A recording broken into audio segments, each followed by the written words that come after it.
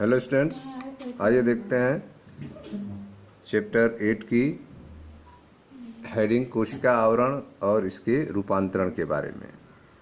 आप पढ़ रहे हैं कक्षा 11 जीव विज्ञान का चैप्टर 8 कोशिका जीवन की इकाई के बारे में। तो हेडिंग है आपकी कोशिका आवरण और इसके रूपांतरण। ध्यान से आप समझें। अधिकांश प्रोकैरियोटिक कोशिकाओं विशेषकर जीवाणु कोशिकाओं में एक जटिल रासायनिक कोशिका आवरण मिलता है। ठीक है, तो अधिकांश जो प्रोकैरियोटिक कोशिकाएं होती हैं, विशेष रूप से हम बात कर रहे हैं जीवाणु कोशिका की, में एक जटिल रासायनिक कोशिका आवरण मिलता है। इनमें कोशिका आवरण दृढ़तापूर्वक बंधकर 3 स्तरीय संरचना बनाते हैं। ठीक है, तो जीवाणु में जो कोशिका आवरण होता है वह एक मजबूत दृढ़तापूर्वक बनता है और 3 लेयर होता है, 3 स्तरीय संरचना होती है। जैसे बाह्य परत जो है ग्लाइकोकैलिक्स का बना होता है। सबसे बाहरी वाली परत ग्लाइकोकैलिक्स का बना होता है, जिसके पश्चात क्रमशः कोशिका भित्ति और जीव द्रव्य झिल्ली होती है। ठीक है, तो सबसे बाहर क्या होता है, ग्लाइकोकैलिक्स का बना हुआ बाह्य परत होता है। उसके बाद कोशिका भित्ति होता है और उसके बाद जीव द्रव्य झिल्ली होती है।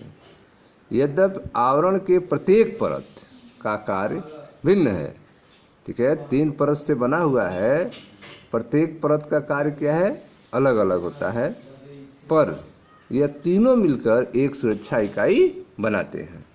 तीनों जो हैं मिलकर एक सुरक्षा इकाई बनाने का कार्य करते हैं। ठीक है, तो आप कोशिका आवरण और इसके रूपांतरण के बारे में पढ़ रहे हैं। आपको बताया गया कि अधिकांश प्रोकैरियोटिक कोशिकाएं विशेषकर जीवाणु कोशिकाओं में एक जटिल कोशिका आवरण होता है। ठीक है, एक जटिल रासायनिक कोशिका आवरण होता है।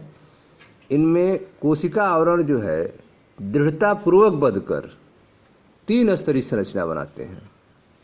ठीक है, जो बाहरी स्तर होता है, बाह्य परत होता है, वो ग्लाइकोकैलिक्स का बना होता है। ठीक है, इसके पश्चात कोशिका भित्ति होती है और उसके बाद जीव द्रव्य झिल्ली होती है। यद्यपि आवरण का प्रत्येक परत का कार्य भिन्न है, पर यह तीनों मिलकर सुरक्षा इकाई बनाते हैं। ठीक है, जीवाणुओं को उनकी कोशिका आवरण में भिन्नता, जीवाणुओं को उनकी कोशिका आवरण में भिन्नता वह ग्राम द्वारा विकसित अभिरंजन विधि, ग्राम के द्वारा विकसित अभिरंजन विधि के प्रति विभिन्न व्यवहार के कारण 2 श्रेणियों में वर्गीकृत किया गया है। ठीक है, तो आप देख रहे हैं कि जीवाणुओं को 2 भागों में बांटा गया है।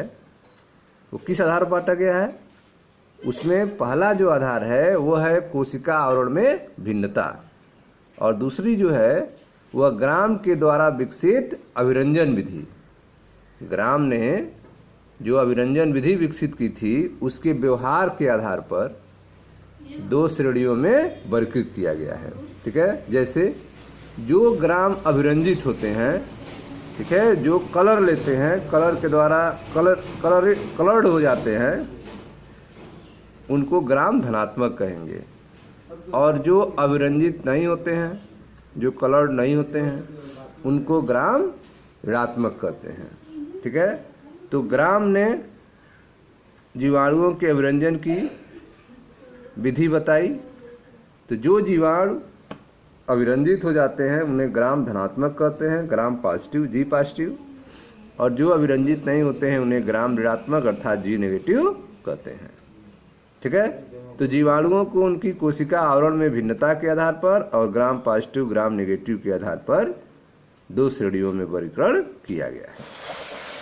आगे देखें, ग्लाइकोकैलिक्स विभिन्न जीवाणुओं में रचना और मिटाई में भिन्न होता है। जो जीवाणुओं की बाह्य परत है जो ग्लाइकोकैलिक्स का बना है, वह अलग अलग जीवाणुओं में उसकी रचना और मोटाई क्या होती है, अलग अलग होती है। ग्लाइकोकैलिक्स विभिन्न जीवाणुओं में रचना एवं मोटाई में भिन्न होती हैं।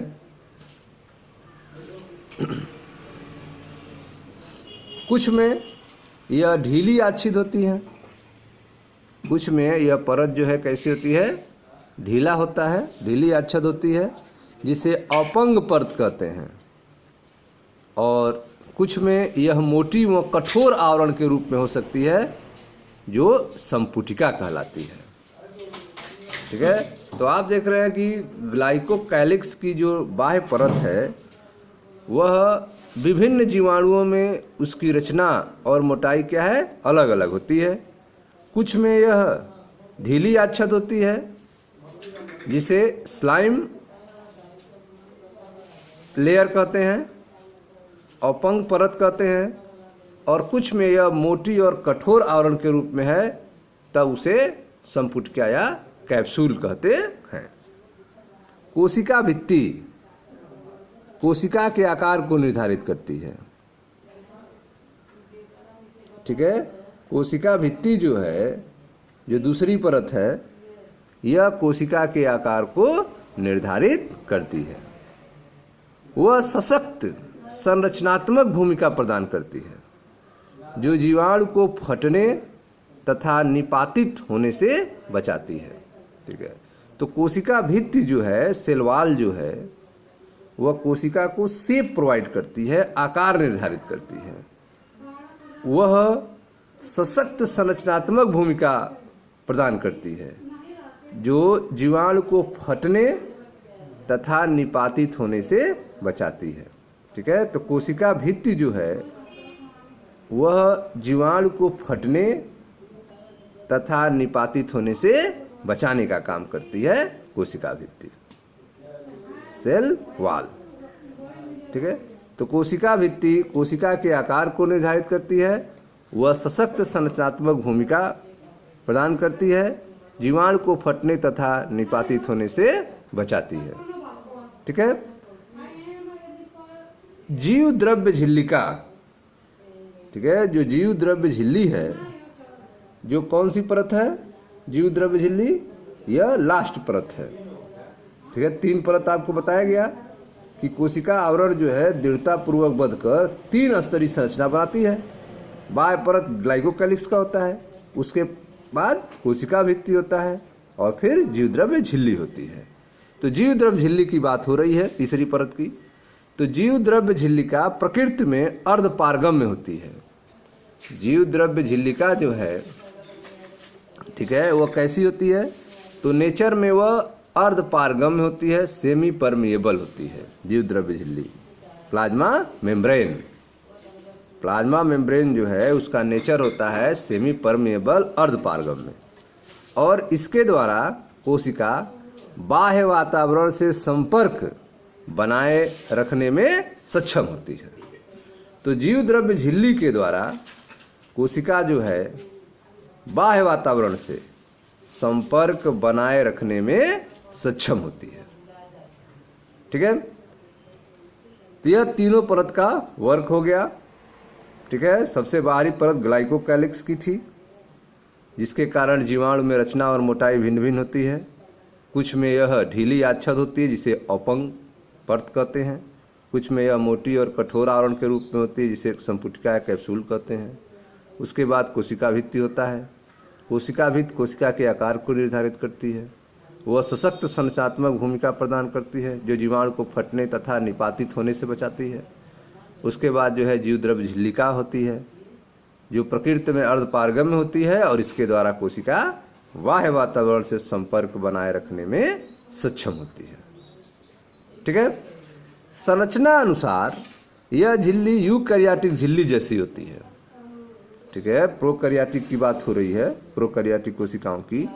तो संरचना के अनुसार जो जीवद्रव्य झिल्ली होती है, जीवद्रव्य झिल्ली जो होता है वह यूकैरियोटिक झिल्ली जैसी होती है। एक विशेष झिल्लीमय संरचना, एक विशेष झिल्लीमय संरचना जो जीवद्रव्य झिल्ली के कोशिका में फैलाव से बनती है, उसे मीसोसोम कहते हैं। ठीक है, तो आप देख रहे हैं कि एक विशेष झिल्ली में संरचना होती है प्रोकैरियोटिक कोशिका में, जो जीव द्रव्य झिल्ली में के कोशिका में फैलाव से बनती है। प्लाज्मा मेम्ब्रेन के कोशिका में फैलाव से बनती है संरचना, जिसे मेसोसोम कहा जाता है। मेसोसोम कहा जाता है। यह फैलाव पुटिका, नलिका और पटालिका के रूप में होती है। यह जो फैलाव होता है यह कैसा होता है, किस रूप में होता है? तो यह फैलाव पुटिका के रूप में, नलिका के रूप में और पटालिका के रूप में होता है। ठीक है।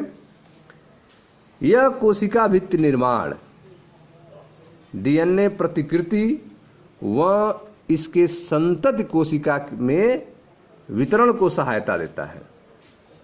ठीक है। तो आप देख रहे हैं कि एक विशेष झिल्लीमय संरचना जो जीव द्रव्य झिल्ली के कोशिका में फैलाव से बनता है, जिसे मेसोसोम कहते हैं। यह फैलाव पुटिका, नलिका और पटालिका के रूप में होता है। यह कोशिका भित्ति निर्माण, डीएनए प्रतिकृति और इसके संतति कोशिका में वितरण को सहायता देता है।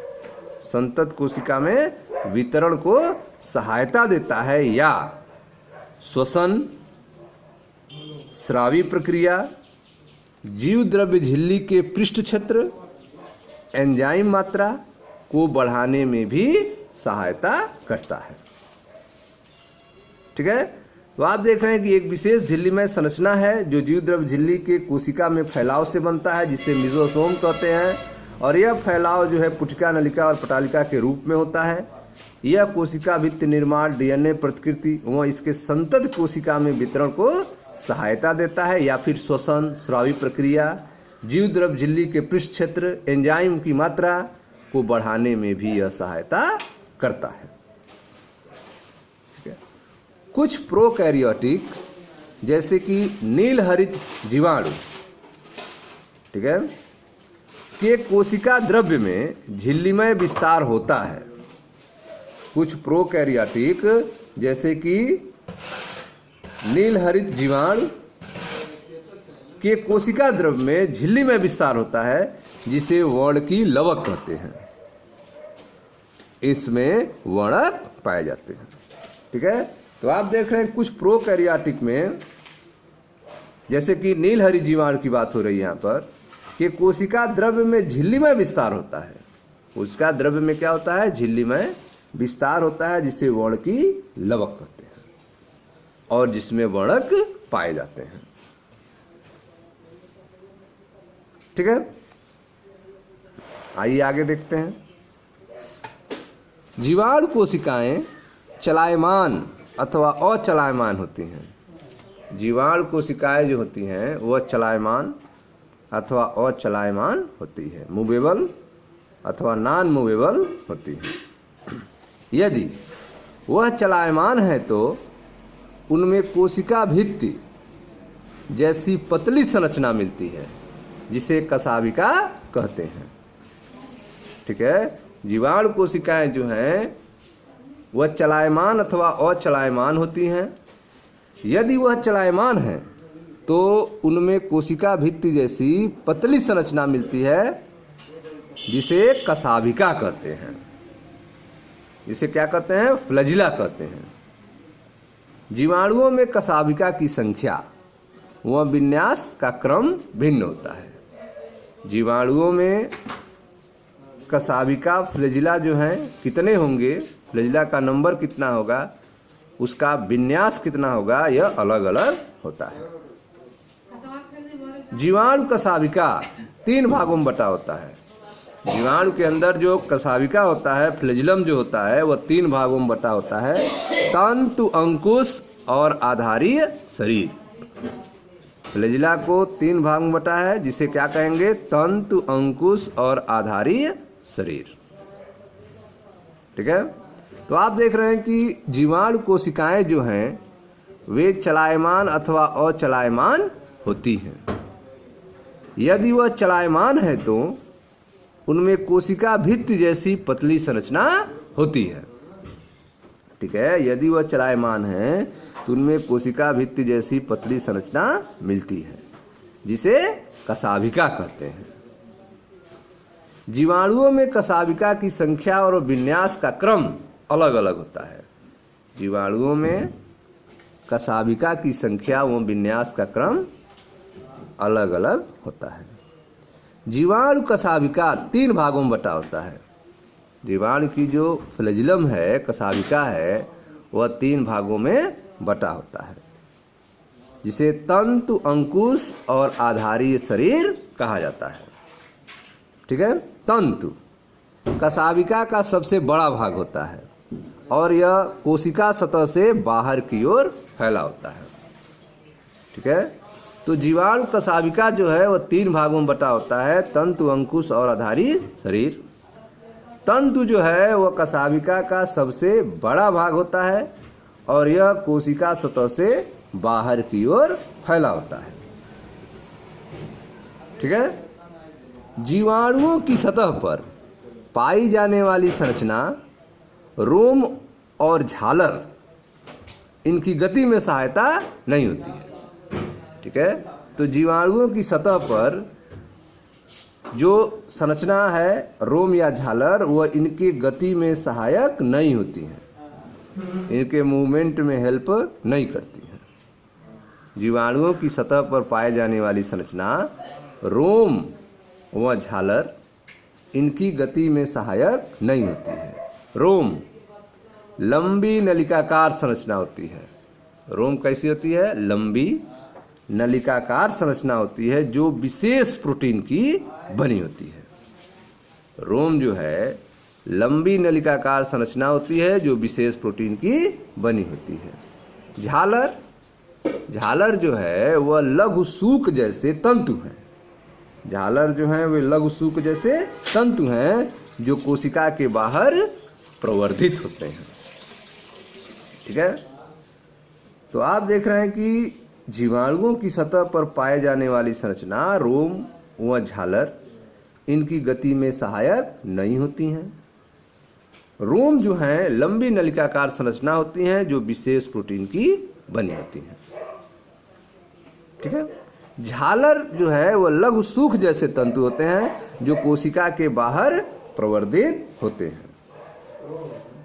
कुछ जीवाणुओं में यह उनको पानी की धारा में पाई जाने वाली चट्टानों व पोषक ऊतकों से चिपकने में सहायता प्रदान करती है। ठीक है। तो आप देख रहे हैं कि झालर जो है वह लघु सूक जैसे तंतु हैं जो कोशिका के बाहर प्रवर्धित होते हैं। कुछ जीवाणुओं में यह उनको पानी की धारा में पाए जाने वाली चट्टानों व पोषक ऊतकों से चिपकने में सहायता प्रदान करती है। ठीक है। तो यह झालर जो है वह उनको जीवाणुओं को चट्टानों व पोषक ऊतकों से चिपकने में सहायता प्रदान करती हैं। ठीक है। तो यह था कोशिका आवरण और इनके रूपांतरण के बारे में। ठीक है स्टूडेंट्स, मैं मनीष गुप्ता अपने चैनल में आपका स्वागत करता हूं। चैनल को आप लाइक करें, शेयर करें, सब्सक्राइब करें। धन्यवाद दोस्तों।